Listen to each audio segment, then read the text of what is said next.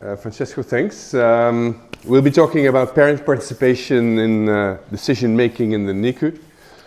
What I'd like to do is first show you some data of a large survey that we did a few years ago.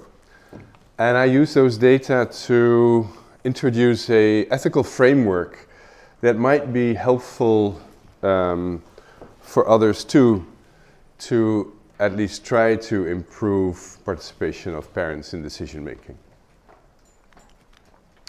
And I'll try to have you at lunch on time. Okay, decision making in the NICU. I think that the focus for today is end-of-life decision making. And what is end-of-life decision making? To me, they are the decisions, the medical decisions, that cause or hasten death. Most commonly, the decision to withhold or withdraw life-sustaining treatment happens frequently in the NICU. Might be the use of medication that may shorten life, and in rare circumstances might be neonatal euthanasia. We're not going to talk about that. So end-of-life decision-making is the focus for today. Questions that come up related to end-of-life decision-making: how often does it happen? What are reasons, what are arguments that people use to withhold or withdraw life support? What is the division of roles between physicians and parents if it comes to withdrawing artificial ventilation? Conflicts, do they occur, and how are they resolved? Those questions were part of a larger study, and to see a little bit about what was happening in the literature, we just took here on this slide a few very large surveys internationally, where you can see outcomes and the proportions of death in large NICUs around the world, and the proportion of deaths after withholding or withdrawal of life support. And as you can see, in the Western countries, the proportion of death by withholding or withdrawing in the NICU can be as high as 70 to 90% and more in some places. So I'd say it's fair enough to conclude that in many Western NICUs, the main cause of death is withholding or withdrawing life support. There's a huge variation between countries and between units, as you can see. So what do we know? Most neonatal deaths in the NICU occur after life-sustaining treatments are withdrawn or withheld. What we don't know, you won't find it in most of those publications, is were those newborns actively dying when the artificial ventilation was stopped? Or were they physiologically stable newborns who were electively taken from the ventilator for quality of life reasons? Did babies really die after withholding or withdrawal took place? Or were medication used to hasten death? Those publications that I've just shown you, the majority won't mention it. They do not distinguish between those unstable babies that are actively dying, extubated and put on the chest of the mom, and the ones that were physiologically stable. I think it's ethically relevant. Now, we've gathered a lot of data about end-of-life decision-making. The Dutch are obsessed with death and dying. And this is just what we're doing for more than 25 years. We're monitoring, we're measuring, we're doing surveys constantly, both in the adult world as in the pediatric world. And we like to believe that those surveys give us insight in end-of-life practice and allow us to monitor changes that are occurring and maybe do interventions after we've debated those changes in practice. And this is just an example to show you what we collect as data. On the left side you see the proportion of deaths by withholding or withdrawing life support in adults over time. So the dark blue bar is 1990, then it's the reddish one 1995, etc. And you see an increase from 40 to 55% of death. And you also see the newborn data, and newborn is 0 to 12 months in this case, and roughly around 60 to 65%, and similar over time, of deaths is preceded by an end-of-life decision. So more detailed, we can also see from those data that the blue bar, the withholding or withdrawing life support, is most common. Medication, shortening of life not explicitly intended, is less common, doesn't change much over time. The one that really changed is the green one, where death is by medication that was explicitly intended to end life. Just an example of how detailed we're gathering all these data. Now, we did a survey in all the Dutch NICUs, there are 10 of them, and we collected data from 1 year dying newborns. So what we found is that of all 359 deaths in 1 year, 82% was by withdrawing of life support, mainly artificial ventilation. 13% was by withholding, and 5% died despite CPR. We then divided those deaths in red, the stable ones, and blue, the unstable ones. The unstable ones are the newborns who are busy dying. We take out the tube, give the child to the mom or dad, they die. The red ones are the ones that are stable, they could live on, but electively the medical team, together with the parents, have decided to withdraw artificial ventilation. The baby dies. And if you look at the 10 NICUs, then you'll see that roughly in all NICUs, the proportion of red and blue bars are similar. So obviously in our country, around 40% of deaths are stable newborns, discontinued life support for quality of life reasons, and 60% are unstable babies busy dying. Now, what were the quality of life considerations that made the team withdraw life support? There were two groups. Part of the considerations were actual quality of life considerations. Treatment did not improve the medical condition. Treatment was disproportionate, but the main argument for withdrawing life support was predicted suffering. So it wasn't the suffering at the moment that the tube was taken out. It was the predicted suffering that made the team decide to withdraw ventilation. So we thought at first that we would be different from other countries in this respect, and we decided to do an international comparison. And we asked large NICUs in Chicago, Milwaukee, Montreal to compare their numbers and their patients with the ones we had in Groningen. And this is what we came up with. Groningen, Montreal, and Milwaukee all have more or less similar division of blue and red. 40, 30% stable, 60, 70% unstable babies. And the outlier was Chicago, where they never took decisions based on quality of life. So we expected to be different, but the biggest difference was between the USA units. We asked the doctors in Chicago, how can it be so different from Milwaukee? And they simply said, well, we believe that in our unit, most parents just want us to do everything we can all the time, and we go along with them. Their justification was that afterwards, all those parents thanked them for doing it, so they had no reason to change their practice.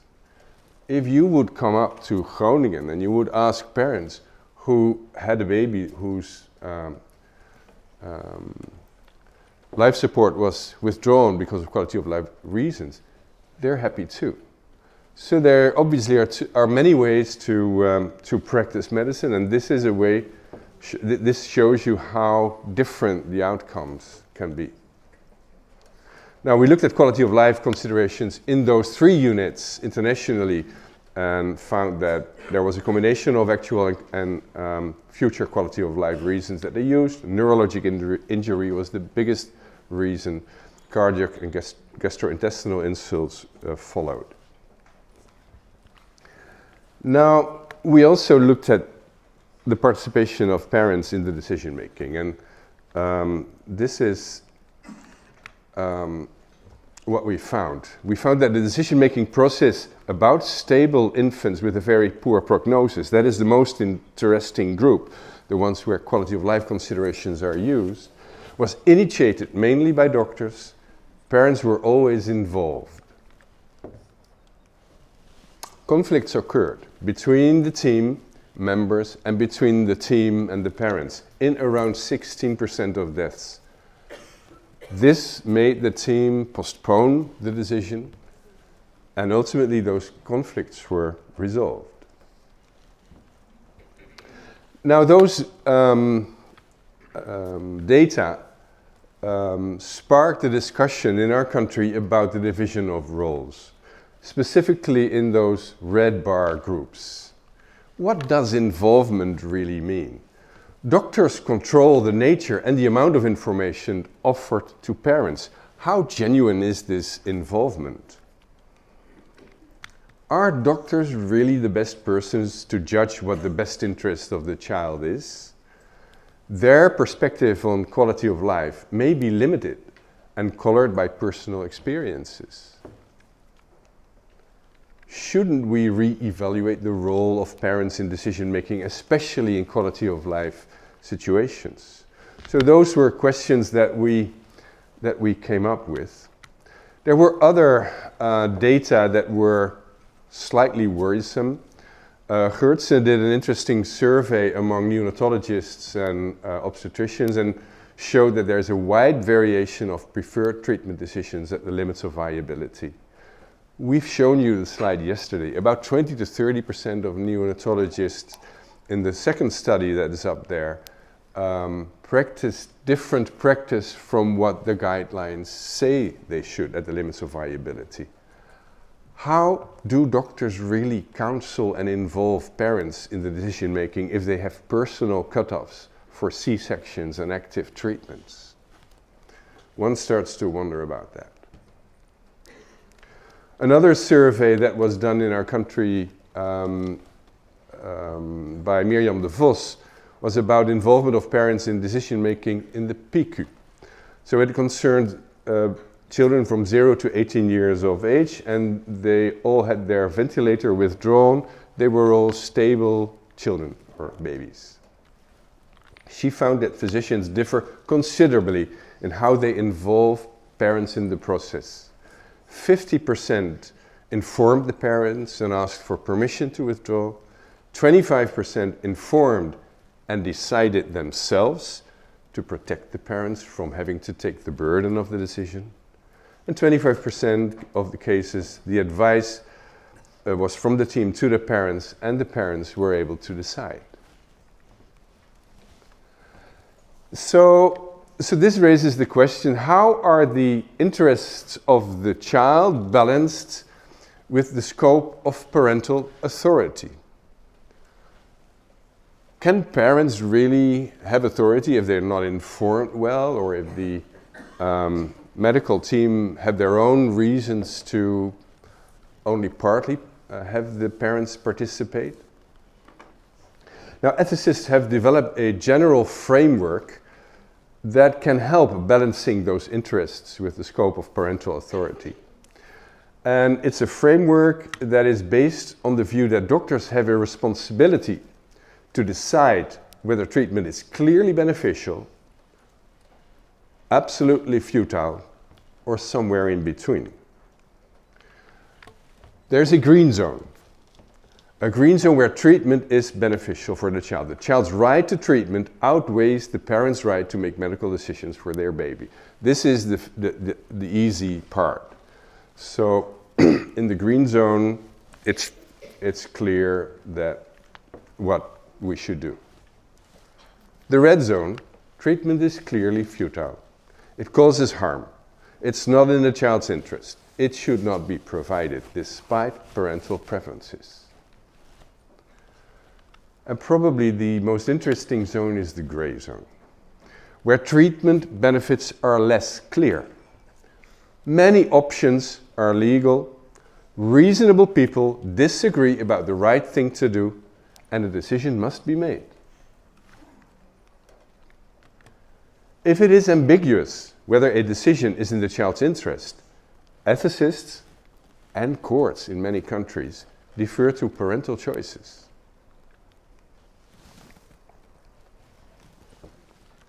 So what about decision making in the gray zone? There's an excellent review by John Lentos, and Stefan already mentioned it yesterday. And he says, well, there is an interesting shift going on, because in the gray zone, where so many options can be chosen and we leave it to the parents, there is a shift from a focus on the result of decision making to the process of decision making. A shift from the role of the doctor as information provider to shared decision making as an approach.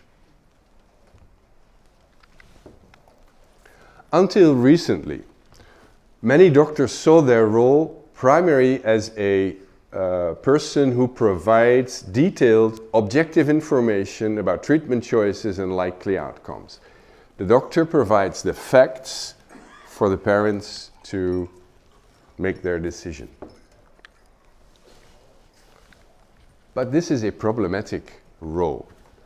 Facts are not always known, they're not always straightforward. The way the facts are presented affects the choice parents make. Decision making is multifaceted, and understanding risk information depends on many factors such as experiences, trust, tolerance to risk, and uncertainty. In addition, our care teams are constantly rotating, and healthcare providers have different views and attitudes which influence how they talk to parents. So the transfer of information to parents to enable them to make decisions in the gray zone is a problematic concept.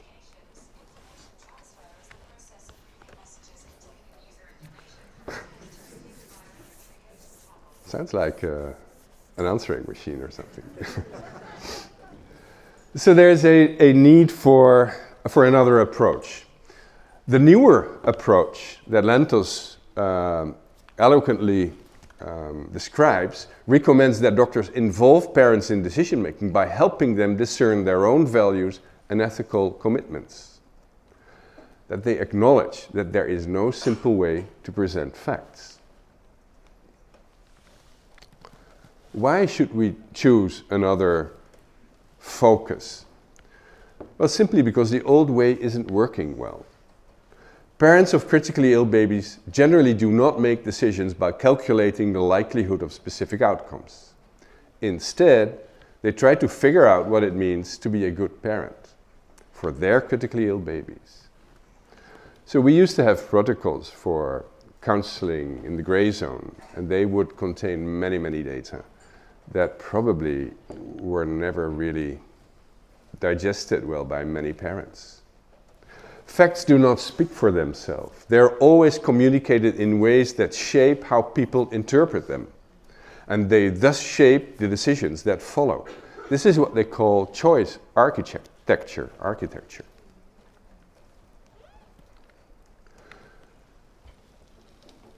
So doctors should probably not just help parents understand their child's clinical situation and prognosis, but also help parents understand the meaning of the choices in light of the clinical situation. Articulate their hopes, fears, and values, and then connect to those for the decision at hand. There's a huge overlap here to what people in palliative care always say we should do it when we counsel parents. Try to connect to what is really important to the parents instead of bringing all the information that you have. How can doctors help parents making decisions in the gray zone? First of all, doctors must become aware of their own beliefs and unconscious biases. These biases may relate to disability, to allocation of scarce resources, to parental ethnic background, to educational level, to sexual orientation, to socio-economical status, to many other factors.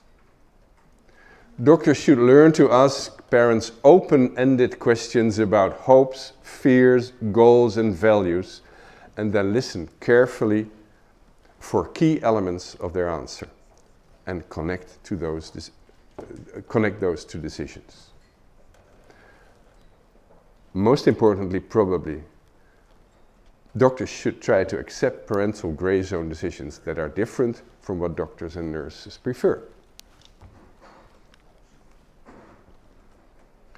So, re-evaluation of our role and the role of parents in decision making in the gray zone, where quality of life decision making is done, is needed, and maybe the framework might be helpful to do that and to empower parents to do it. What about the boundaries of the gray zone? What is in the gray zone? What is out the gray zone? Is it always clear? And is it the same in Holland as in Denmark and in other countries? No, it is not. It's determined by a mix of legal, political, economic, and cultural factors, and boundaries are shifting. Just think about surgery for babies with trisomy 21. Used to be in the don't do zone. It's now in the green zone. It's not even gray anymore. What about treatment for babies with trisomy 13 and 18? It was in the red zone in Holland for many years. It has moved up to the gray zone. We leave it up to the parents, to a certain extent, to decide what will happen to their child. What about parental discretion in peri-viable babies? 22, 23 weeks, that is gray zone area. It's gray zone area where we should probably take the role that I just described.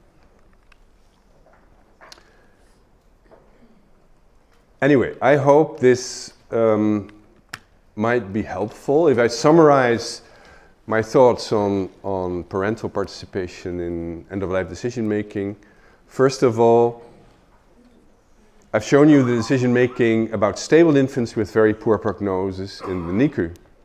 And it was mainly initiated by doctors, and parents were involved. Unclear what the involvement was. It raised questions. It resulted in re-evaluation of parent participation in decision-making. And we are now trying to introduce this ethical framework to balance the child's interest with the scope of parental authority a bit better. And we have those three colors there. We focus on the gray zone, where reasonable people disagree about the right thing to do. And in this zone, we defer to parental choices. In this gray zone, the role of the doctor shifted from information provider towards, nowadays, a helper in shared decision approach. We should be empowering the patients. That was all. Thank you very much.